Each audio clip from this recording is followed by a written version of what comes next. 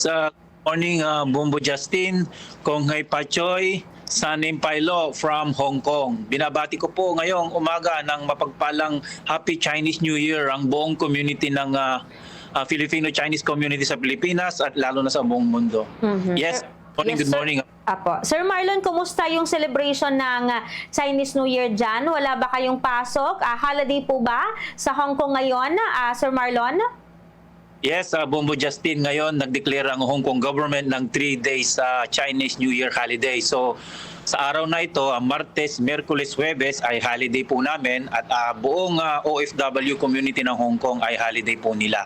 So walang pasok, lakwatsa, lakbay, pahinga. Yung iba nag-hiking, yung mga iba nagpunta ng Macau, yung iba nagpunta ng mainland China para mag-tour po yung ating mga kababayang OFW. How about kayo po, Sir Marlon? Paano nyo po gugulitin at siselebra yung 3 araw po na walang pasok in relation po sa Chinese New Year? Yes, sa akin, Bumbo Justin, nakakaugalian ko na po na kapag Chinese New Year, andito lang po ako sa flat. Sa ngayon, nandito ako sa rooftop ng aking flat. Kain tulog muna ako at saka baka mamaya mag-exercise o mag-gym ako. Hindi po ako masyadong lumalabas o nag-out of town. Bali, talagang ninanamnam ko po yung pahinga ng Chinese New Year. Pahinga sa katawan ba? Parang regalo ko sa katawan ko na hindi hindi ako mag-exert ng too much effort, Bumbo Justin. Yes po. Energy. Sir Marlon, paano ba siniselebra? Kanina, nung pagsalubong po ng alas 12 ng hating gabi, from February 16 to February 17, ano po yung mga napansin po ninyo? O yung mga, syempre, matagal na po kayo dyan. Paano ba yung ginagawa ng mga Chinese community dyan o yung mga local residents dyan sa pagsalubong po ng Chinese New Year?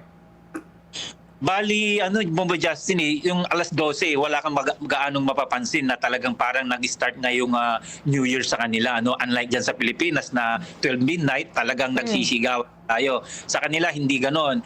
Kahapon nga actually, pumasok pa ako, medyo nanibago yung aking employer dahil kahapon, Bumbo Justin, mainit. At alam mo, mainit ang panahon, hindi luck yun sa Chinese New Year ng mga Chinese people. So nagtataka ako ngayong umaga, parang makulimlim at saka umaambon ngayon. Actually ngayon umaambon sa rooftop. Pero alam mo ba na swerte sa kanila yung maginaw at umaambong Chinese New Year. So yun, ang napansin ko, yung alas 12, hindi masyadong maingay, Bumbo Justin.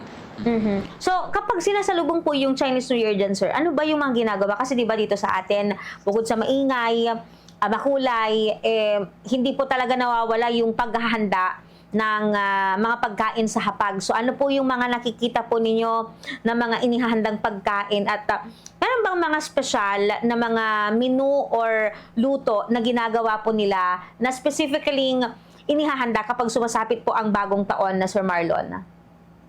Bali, lahat ng klaseng Chinese food talagang not to mention them all, Bumbo Justin, dahil di ako marunong magluto. Driver security lang ako. Bali, ang napansin ko dun sa boss ko, yung Chinese tikoy at saka maraming candies at saka maraming fruits. At saka alam mo ba yung ground floor ng house ng boss ko ay talagang puro red flowers yan. Kasi kapag Chinese New Year talaga, pula talaga yung kanilang colors sa Chinese New Year. Mga lanterns nila, mga fresh flowers nila sa kanilang bahay at talagang mga pulang bulaklak yan, bumunyas yan, lalo na mga orchids, hindi nawawala yan. So, yung mga pagkain, lahat ng mga Chinese food, halos andyan yan, not to mention them all, pero more on fruits saka sa kanila. Tsaka yung mga duck, andyan yan, yung mga ibang mga putahe, halos restaurants, puno yan, family gatherings, puno yan, Bumbo Justin.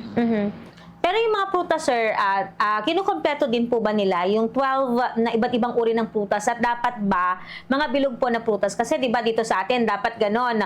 Kasi sumisimbolo daw po ito sa abundance and syempre pera dahil sa bilog. Hindi masyado yung 12 circle fruits, Bumbo Justin, dito pero talagang it's a must para sa kanila yung mandarin orange, yung orange maliit lang, tapos may mga ano pa sila nakalagay yun sa paso, talagang fresh talaga yun, may mga dahon-dahon pa. Yan, naka-display sa panang building o kaya sa loob ng bahay nila. Tsaka fresh yun, Bumbo Justin.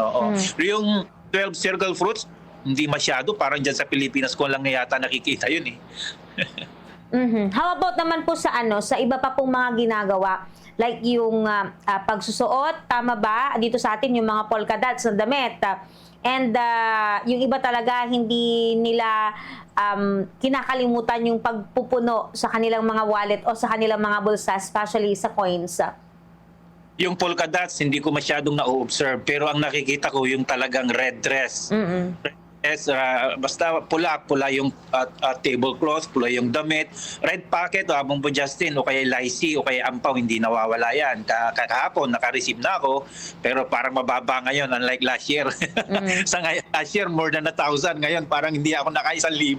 Pero luckily, dun sa mga ibang OFW dito, makarami sila ng kanilang Ampaw o Lycee. Kasi lucky sa mga Chinese people yan, yung the more they give, parang the more they receive. So, ang dami nilang mga Lycee dyan, lahat ng makasalubong, lalo na sa kanilang mga drivers and helpers o kaya mga housemates, talagang meron yan. At saka take note kung couple sila rin na mag-asawa, nagbibigayan ng Lycee, kahit magkakapatid din, nag-exchange.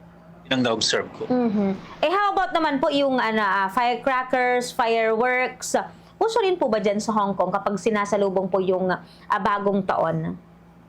Indeed, totoo Justin, totoo. Talagang mayroong fireworks bukas ng gabi. Actually, nung last year, yung Christmas at saka New Year's ng mga Christian, yung mga hindi Buddhist people, meron sana pero gawa ng nangyari sa Taipo fire. Alam mo yun, yung malaki na nangyari dito. Bali, na-postpone, walang fireworks noong Christmas at saka New Year last year. Pero ngayon, itong Chinese New Year nila, ibabalik na daw para pantawid ng malas naman ito para sa kanila. So, bukas at exactly 12 midnight, magkakaroon ng fireworks dyan sa along Kowloon side ng Chim Chachoy area, Bumpo Justin.